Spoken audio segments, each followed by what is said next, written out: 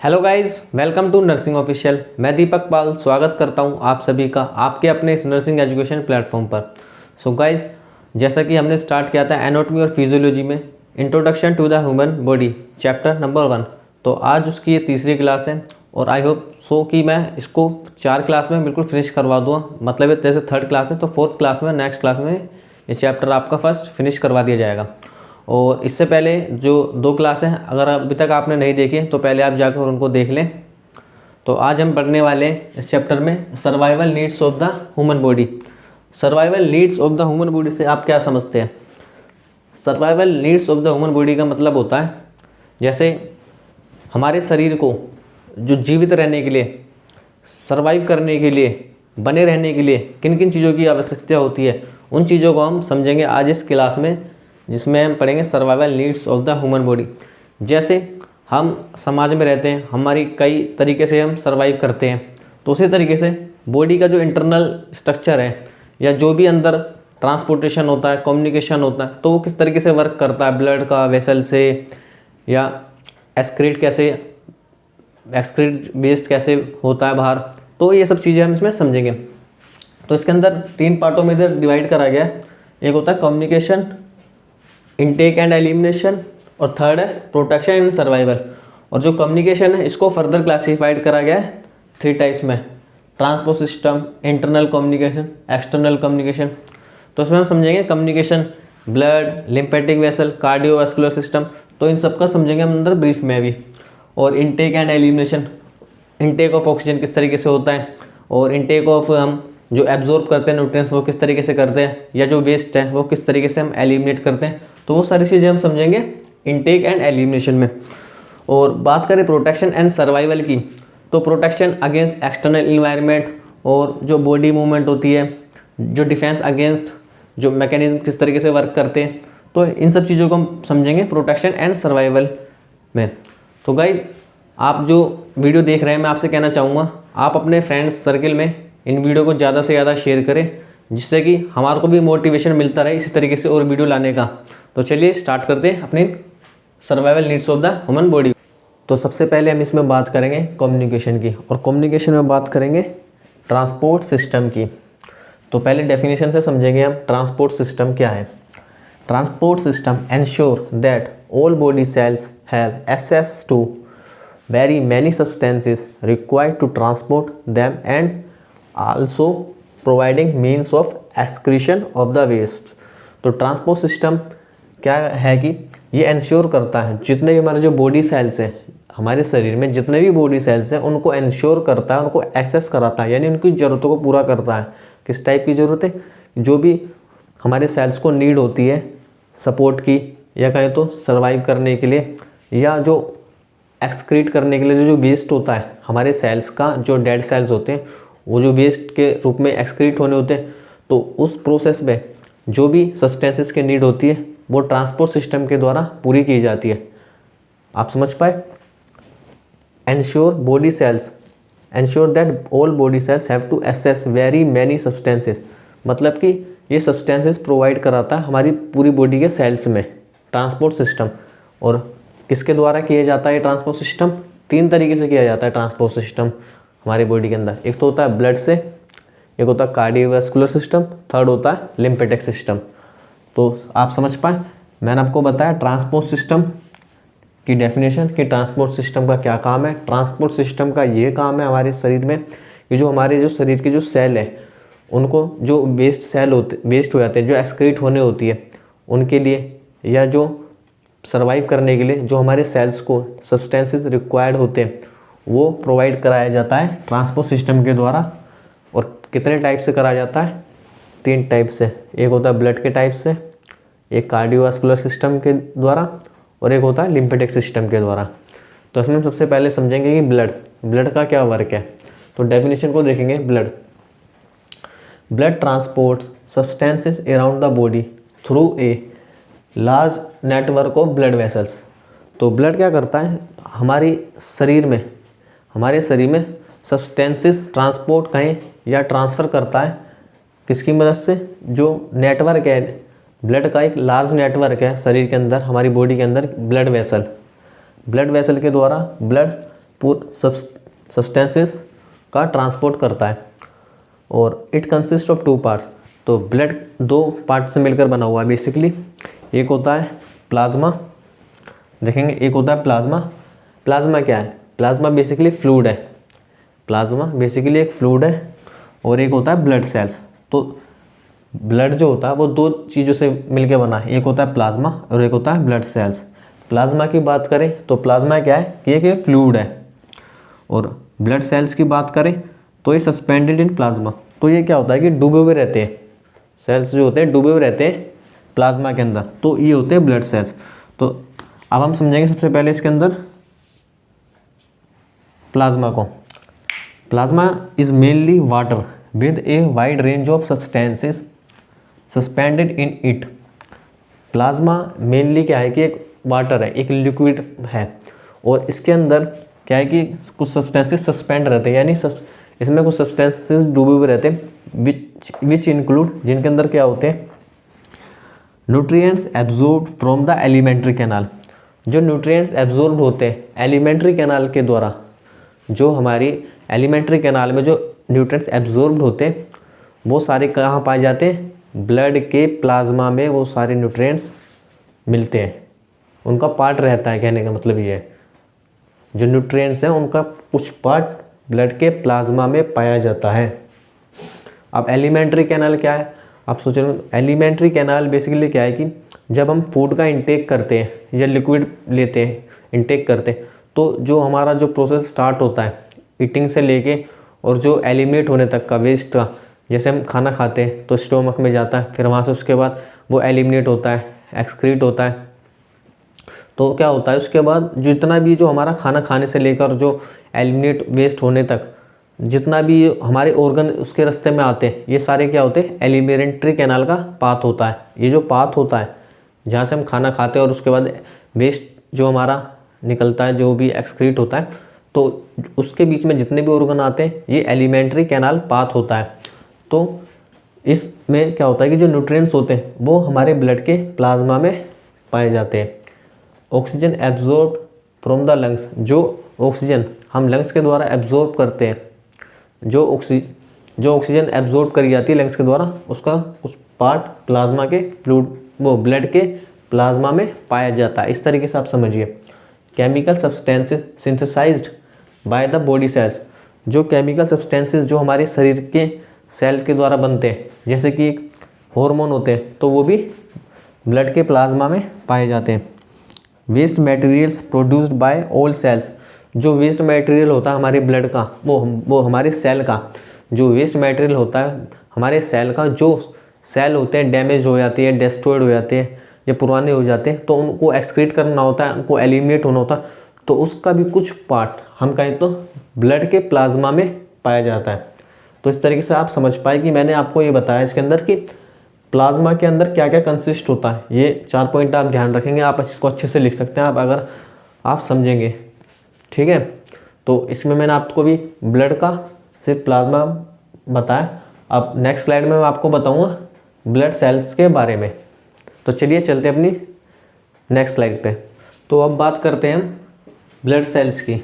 तो blood cells में erythrocytes होते हैं जो जिन्हें कहते हैं रेड ब्लड सेल्स, एक होते हैं ल्यूकोसाइट्स जिन्हें कहते हैं वाइट ब्लड सेल्स, और एक होते हैं थ्रोम्बोसाइट्स जिन्हें कहते हैं प्लेटलेट्स। 1 मिनट में एक जरा डायग्राम लगा लूँ।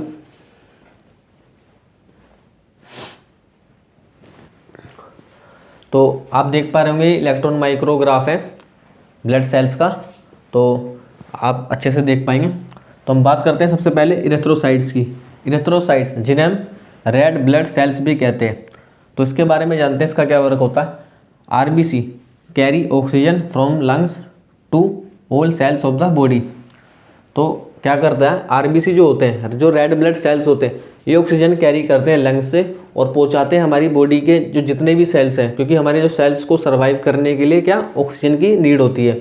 तो आरबीसी कैरी करता है ऑक्सीजन लंग्स से और पहुंचाता है बॉडी के सेल्स तक। जब हम लंग्स से सांस लेते हैं तो वहाँ से ऑक्सीजन लेते हैं, तो वहाँ से क्या करता है जो हमारे ब्लड के अंदर जो आरबीसी है ब्लड सेल्स के अंदर रेड ब्लड सेल्स, वो ऑक्सीजन को कैरी करता है और हमारे जो सेल्स हैं बॉडी के वहाँ तक उन्हें पहुँचाता है। तो ये काम कौन करता है, आरबीसी। और हम देखेंगे red pigment inside them called haemoglobin. तो जो आरबीसी होता है इसके अंदर क्या होता है कि रेड पिगमेंट होता है, रेड पिगमेंट होता है, उसी को कहा जाता है हेमोग्लोबिन। तो हेमोग्लोबिन के अंदर क्या होता है कि आयरन होता है, जिसे हम Fe से भी डिनोट करते हैं। तो इसी कारण से इसका जो कलर होता है वो रेड होता है, और जो ब्लड का जो कलर रेड होता है वो भी इसी कारण से होता है, क्योंकि जो ब्लड में जो ब्लड सेल्स होते हैं वो 99% तो इरिथ्रोसाइट यानी रेड ब्लड सेल्स होते हैं। बाकी 1% के अंदर ल्यूकोसाइट्स और थ्रोम्बोसाइट्स बाकी के 1% में मिलते हैं। ल्यूकोसाइट्स और थ्रोम्बोसाइट्स 1% में, 99% में इरिथ्रोसाइट्स ही मिलता है। तो इसी कारण से क्या होता है कि इस रेड पिगमेंट के कारण ही जो ब्लड का कलर होता है वो रेड होता है, क्योंकि हेमोग्लोबिन जो होता है उसके अंदर आयरन पाया जाता है, जो कि एक मेल की बात करें तो 13.5 होता है मेल के अंदर, और फीमेल के अंदर 30 पाया जाता है। तो ये बात रही हेमोग्लोबिन की। और स्ट्रक्चर में देखेंगे आप तो हेमोग्लोबिन के आप देख रहे हैं ये जो रेड कलर से दिखाई दे रहा है, और साइड में जो इसकी जो राउंड आप देख रहे होंगे ना कैसे राउंड है और बीच में से थिन है।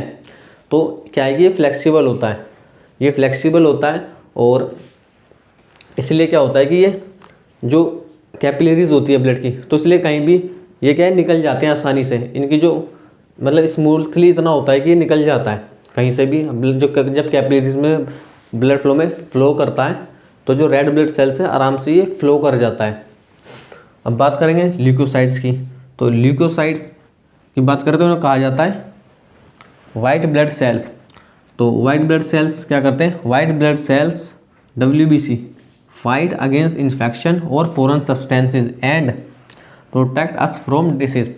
तो WBC यानी वाइट ब्लड सेल्स क्या करते हैं, इन्फेक्शन के अगेंस्ट लड़ते हैं। जो हमारे बॉडी में कोई इन्फेक्शन या डिसीज़ होते हैं तो उनसे फाइट करते हैं, और जो एक्सटर्नल इन्वायरमेंट होता है या फॉरेन सब्सटेंसेज होते हैं जो हमारी बॉडी के लिए हानिकारक है तो उनसे हमें प्रोटेक्ट करते हैं। WBC forms antibodies. तो वाइट ब्लड सेल्स क्या करते हैं, एंटीबॉडीज़ बनाने का काम करते हैं। डायग्राम में देखेंगे तो जो आपको दिखाई दे रहा है ये येलो कलर का, जैसे एक ऊन का गोला नहीं होता, छोटा सा ऊन का गोला, उस टाइप से आपको दिखा रहा है। ये रिप्रेजेंट कर रहा है वाइट ब्लड सेल्स को। आप देखेंगे स्क्रीन पर तो जो ऊन के गोले की तरह येलो इसमें दिख रहा है आपको, ये है ल्यूकोसाइट्स यानी वाइट ब्लड सेल्स। मैं आपको बताऊं ये बहुत कन्फ्यूज़न होता है कि इरिथ्रोसाइट्स रेड ब्लड सेल्स है या ल्यूकोसाइट रेड ब्लड सेल्स है, क्योंकि इनमें कन्फ्यूजन होता है। इसको अच्छे से ध्यान रखना आप। इरिथ्रोसाइट्स रेड ब्लड सेल्स हैं, ल्यूकोसाइट्स यानी वाइट ब्लड सेल्स। अब चलते हैं थ्रोम्बोसाइट्स पे। तो थ्रोम्बोसाइट्स क्या होता है कि इनको प्लेटलेट्स भी कहते हैं। थ्रोम्बोसाइट्स को क्या कहते हैं, platelets. Platelets help in the clotting of the blood. तो प्लेटलेट्स क्या करती है हमारी बॉडी में, जो ये क्या करती है कि ब्लड के अंदर जो खून का थक्का जमता है उसको कराने में मदद करता है ये प्लेटलेट्स। आप देखेंगे इसके अंदर पिंक कलर का जो आपको शो कर रहा है डायग्राम में, ये क्या है कि ये है थ्रोम्बोसाइट्स यानी प्लेटलेट्स। इसका काम क्या होता है, जैसे हमारी जैसे कट जाती है उंगली, कभी आपने देखा होगा तो क्या होता है कि खून निकलता है, उसके बाद खून आना बंद हो जाता है। तो वहाँ पर क्या वर्क करता है, ये प्लेटलेट्स अपना वर्क करता है और खून का थक्का जमा देता है। तो वहाँ से क्या होता है कि ब्लड नहीं आता।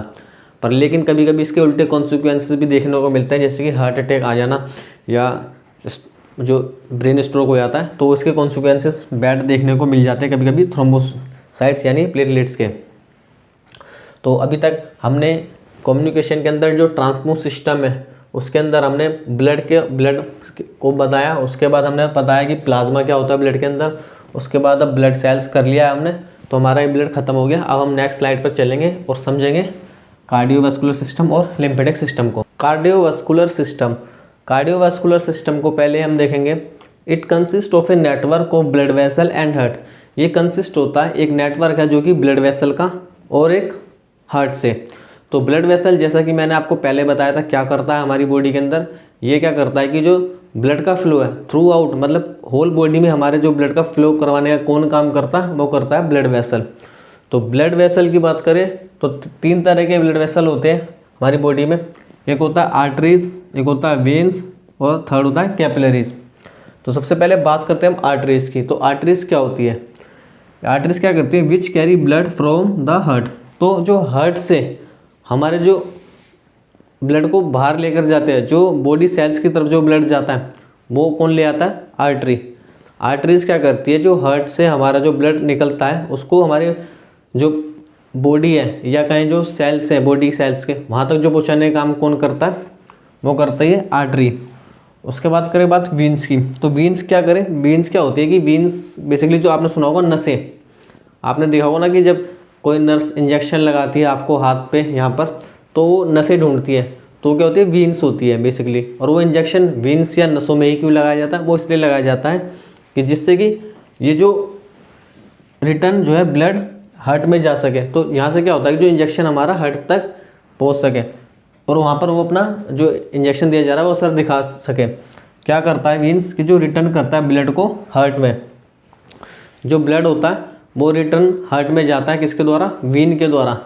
तो जो आर्टरीज क्या करती है, हार्ट से जो हमारी बॉडी सेल्स हैं वहाँ तक लेकर जाता है ब्लड आर्टरी, और जो वापस ब्लड को कहाँ लेकर जाता है, हार्ट में, वो होती हैं वीन्स। तो आर्टरीज क्या करती है, आर्टरीज में डीऑक्सीजनेटेड ब्लड फ्लो करती है, जिनके अंदर ऑक्सीजन नहीं होती, तभी तो वो वैसे जाती है हार्ट से, तो उसमें क्या होती है, डीऑक्सीजनेटेड ब्लड। और वही वीन्स के अंदर बात करें तो वीन्स के अंदर ऑक्सीजनेटेड ब्लड होती है जो हार्ट के अंदर जाती है। तो वीन्स क्या करता है, ब्लड को सीधा फिर उसके बाद हार्ट तक पहुंचाता है। कैपिलरीज की बात करें तो कैपिलरीज क्या करते हैं, ये लिंक होती है आर्टरीज और वीन्स के बीच में, और ये काफ़ी जो है कैपिलरीज होती है काफ़ी थिन होती है, और कहें तो बिल्कुल जैसे सिंगल लेयर की होती है। और इसकी क्या खासियत होती है कि जो हमारे टिश्यूज़ को जो नीड होती है तो वहाँ से फ्लो करती है, तो क्या होता है कि इसकी इतनी थिन लेयर होती है कि एब्जॉर्ब हो जाते हैं सब्सटेंसेस का एब्जॉर्प्शन हो जाता है हमारे जो बॉडी के टिश्यूज़ हैं या सेल्स हैं, तो जो एब्जॉर्प्शन से अपनी रिक्वायरमेंट को पूरा कर लेते हैं हमारे टिश्यू, तो वो ये काम करती है कैपिलरीज। तो जो सर्कुलेशन होता है, ब्लड का सर्कुलेशन होता है होल बॉडी के अंदर, वो इन 3 तरीके से होता है, आर्टरीज से, वीन्स से और कैपिलरीज से। इसका एक तरह से कहें तो नेटवर्क हमारी बॉडी के अंदर है फैला हुआ। अब ब्लड सर्कुलेशन की हम देखेंगे definition. By the blood circulation nutrients, respiratory gases and other essential substances are transport throughout the body by blood vessel. तो जो सर्कुलेशन के द्वारा क्या होता है, जो न्यूट्रिएंट्स होते हैं या जो रेस्पिरेटरी गैसेस होती है, जो अदर एसेंशियल जो सब्सटेंसेस होते हैं हमारी बॉडी को जो नीड होती है, जैसे मैंने पहले भी बताया था कि नीड होती है हमारी बॉडी सेल्स को, तो उन रिक्वायरमेंट्स को फुलफिल कौन करती है, ब्लड वेसल्स करती है, ट्रांसपोर्ट करके सब्सटेंसेस का। अब ब्लड सर्कुलेशन की बात करें तो ब्लड सर्कुलेशन 2 तरीके से होता है, एक होता है सिस्टेमिक सर्कुलेशन, एक होता है पल्मोनरी सर्कुलेशन। तो इसको मैं आपको डायग्राम से समझाने वाला हूँ, सिस्टेमिक सर्कुलेशन और पल्मोनरी सर्कुलेशन, ध्यान से समझिएगा। आप ये देखेंगे ये हमारे पास क्या है कि ये एक हमारा क्या है कि एक हार्ट है, ये है हार्ट, और नीचे ऑल बॉडी टिश्यूज़ है, यानी जो हमारे जो बॉडी के अंदर जो टिश्यूज़ हैं या कहें तो हमारी बॉडी, तो क्या होता है कि हार्ट का लेफ्ट साइड है और ये हार्ट का राइट साइड है, और ऊपर मैंने आपको दिखा रखा है ये है लंग्स। तो ये एक लंग्स है, ये हार्ट है, और ये हमारे बॉडी के टिश्यूज़ है। तो मैं आपको बताता हूँ क्या होता है कि जो लेफ़्ट साइड से जो ब्लड फ्लो करता है ऑल बॉडी टिश्यू में, और उसके बाद यहाँ से वापस चला जाता है हार्ट में। आप देखेंगे राइट साइड पर जा रहा है, तो जो यहाँ से जो हार्ट से बॉडी में जाने को और बॉडी से दोबारा हार्ट में जाने को क्या कहा जाता है, सिस्टेमिक सर्कुलेशन। पहले क्या हुआ, हार्ट से गया ये बॉडी में, और फिर बॉडी से गया वापस हार्ट में, तो इस प्रोसेस को क्या कहा जाता है, सिस्टेमिक सर्कुलेशन। ये कहा जाता है सिस्टेमिक सर्कुलेशन। किसे कहा जाता है, हार्ट से बॉडी में जाना, बॉडी से दोबारा हार्ट में जाना, तो ये होता है सिस्टेमिक सर्कुलेशन। वही बात करें ये लंग्स से, जो हमारे हार्ट से जो ब्लड फ्लो हो रहा है ये जा रहा है लंग्स को, हार्ट से जा रहा है लंग्स को, और फिर लंग्स से वापस जा रहा है हार्ट को। आप देखेंगे पहले हार्ट से जा रहा है लंग्स को, और लंग्स से फिर वापस आ रहा है हार्ट लेफ्ट साइड पे हार्ट की। तो ये है पल्मोनरी सर्कुलेशन। तो पल्मोनरी बेसिकली जो वर्ड होता है वो लंग्स के लिए यूज़ होता है। तो इसमें आप क्या देखेंगे, आप देखेंगे कि ये जो नीचे वाला सिस्टम है, आप देखेंगे बॉडी टिश्यूज़ जो नरिश कर रहा है, या कहें तो जो ऑक्सीजनेटेड ब्लड मिल रहा है, तो वो मिल रहा है सिस्टेमिक सर्कुलेशन की वजह से। आप देखेंगे यहाँ पर क्या होता है कि यहाँ पर क्या डीऑक्सीजनेटेड ब्लड आ जाता है, उसके बाद वहाँ यहाँ पर जाके ये लंग्स में क्या होता है कि ऑक्सीजन यहाँ से एब्जॉर्ब करता है, जो हमारा जो ब्लड है, यहाँ से ब्लड में जो ऑक्सीजन मिक्स होती है वो कहाँ से होती है, लंग से होती है। तो इस तरीके से ये सर्कुलेशन सारा चलता है। आप समझ पा रहे होंगे, आई होप। आप ये इसको अच्छे से ध्यान रखना, जो मैंने आपको बताया सिस्टेमिक सर्कुलेशन और पल्मोनरी सर्कुलेशन, इस तरीके से ये वर्क करता है। तो इसमें मैंने आपको कार्डियोवास्कुलर सिस्टम करवा दिया। नेक्स्ट स्लाइड में हम समझेंगे लिम्फेटिक सिस्टम को। लिम्फेटिक सिस्टम, सबसे पहले हम समझेंगे लिम्फेटिक सिस्टम को डेफिनेशन से। The network of vessels through which lymph drains from tissues into the blood. तो ये क्या है कि लिम्फेटिक सिस्टम एक नेटवर्क है जिसमें क्या होता है कि लिम्फ का ड्रेन करता है टिश्यू से और उसको पहुंच जाता है ब्लड के अंदर। तो लिम्फ क्या है पहले देखते हैं डेफिनेशन से। Lymph is a tissue fluid. Lymph जो है एक टिश्यू का फ्लूइड है, जो हमारे जो इंटरस्टिशियल फ्लूइड होता था, जिसे हम कहते थे जो टिश्यू भी जिसे कहा जाता है, तो उसका जो फ्लूइड होता है जिसके अंदर मटेरियल होता है, कैसे कैसे मटेरियल, जैसे कि इंक्लूडिंग प्लाज्मा प्रोटीन्स, बैक्टीरिया और जो एक्सक्रीट होने वाले सेल जो रिमूव होने हैं, जो डेड हो गए, तो सेल डेब्रिस। तो ये क्या होता है कि इसको ड्रेन करके टिश्यू स्पेस के अंदर से, जैसे आप देखें ये क्या है कि ये टिश्यू का स्पेस है, ये टिश्यू है और यहाँ पर टिश्यू स्पेस है। तो यहाँ से क्या होता है कि पोर्स होते हैं इसके अंदर ऐसे इस तरीके से। तो क्या होता है ये ट्रांसफ़र हो जाते हैं ब्लड कैपिलरीज के अंदर लिम्फेटिक वेसल्स के द्वारा। लिम्फेटिक वेसल्स के द्वारा जो लिम्फेटिक वेसल्स होती है ना, तो ये क्या होती है साइज़ में और स्ट्रक्चर में बिल्कुल ही जैसे वेन्स की तरह होती है, लेकिन जो इसका जो वॉल्स होती है वो उनका जो पोर होते हैं ना, उसके पोर इससे ज़्यादा बड़े होते हैं और कहीं तो ज़्यादा सेमी परमेबल होते हैं। तो उनसे क्या होता है कि ये चीज़ें पास आउट हो जाती हैं। तो ये वर्क करता है हमारा लिम्फेटिक सिस्टम। तो लिम्फेटिक सिस्टम क्या करता है, एक नेटवर्क है वेसल्स का, लिम्फेटिक वेसल्स का, जिसके अंदर लिम्फ का ड्रेनेज करता है। वो जो कहाँ से निकलता है, टिश्यू से कहें या फिर इंटरस्टिशियल फ्लूइड से कहें, तो वहाँ से वो निकलता है और ब्लड के अंदर तक पहुँच जाता है। तो आप समझेंगे ये है टिश्यू फ्लूइड को मैंने दिखा रखा है यहाँ पर, इंटरस्टिशियल फ्लूइड। तो ये क्या होता है कि यहाँ से ड्रेन होता है और हार्ट तक पहुँचता है। तो इस तरीके से क्या होता है कि जो लिम्फेटिक सिस्टम है ना, ये पार्ट है सर्कुलेटरी सिस्टम का और इम्यून सिस्टम का भी। इम्यून सिस्टम की बात करें तो जब आगे फर्दर चैप्टर्स में पढ़ेंगे तो उसमें भी इसका रोल आएगा लिम्फेटिक सिस्टम का, कि लिम्फेटिक सिस्टम जो है लिम्फोसाइट्स बनाता है और वहाँ पर क्या होता है कि इम्यून सिस्टम की वर्किंग को हम आगे समझेंगे। तो आज इस क्लास में हम यहीं तक फिनिश करेंगे और आगे चलेंगे। हमने इसके अंदर क्या है कि blood, cardiovascular system, lymphatic system, तो हमने ट्रांसपोर्ट सिस्टम को यहाँ पर फिनिश कर दिया। अब नेक्स्ट वीडियो में हम स्टार्ट करेंगे जो इंटरनल कम्युनिकेशन और एक्सटर्नल कम्युनिकेशन को, और उसके बाद फर्दर और आगे चलेंगे जैसे भी हमारा टॉपिक चल रहा है। तो गाइज जितने भी आप स्टूडेंट देख रहे हैं, अगर आपको वीडियो और हमारी क्लासेस अच्छी लग रही हो, आपको समझ आ रहा हो, तो प्लीज़ आप ज़्यादा से ज़्यादा शेयर कीजिए और सब्सक्राइब करवाएं हमारे इस चैनल को। Thank you.